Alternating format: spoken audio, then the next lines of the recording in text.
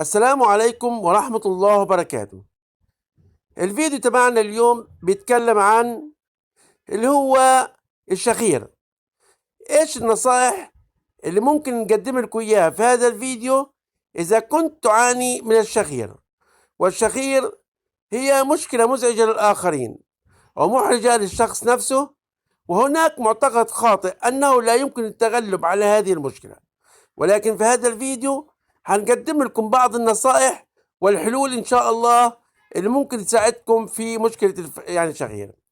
إذا كنت ناصح أو سمين، فقدان الوزن هو الحل، لأن الدهون الزائدة في الجسم وتحديدا حول الرقبة تتسبب في ضيق المجرى الهوائي في الحلق، مما يؤدي إلى الإصابة بانقطاع النفس الانسدادي النومي.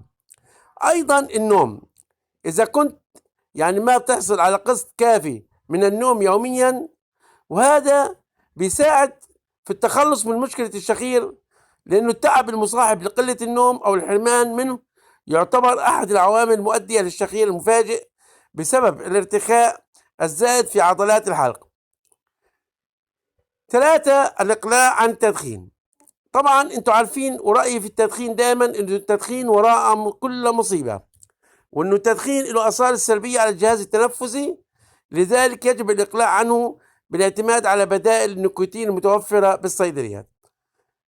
4. المهدئات.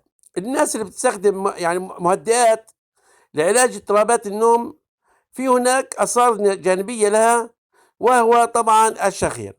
عشان هيك يجب التوقف عن أخذ المهدئات أو بأخذها باستشارة الطبيب. 5. رفع الرأس.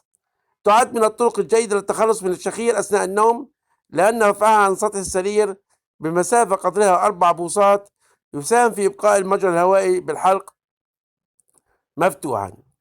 هذا هو الفيديو، أتمنى تكونوا استفدتم من هذا الفيديو. بارك الله فيكم على حسن الاستماع، وأتمنى عمل لايك وتعليق واشتراك في القناة مع تفعيل الجرس.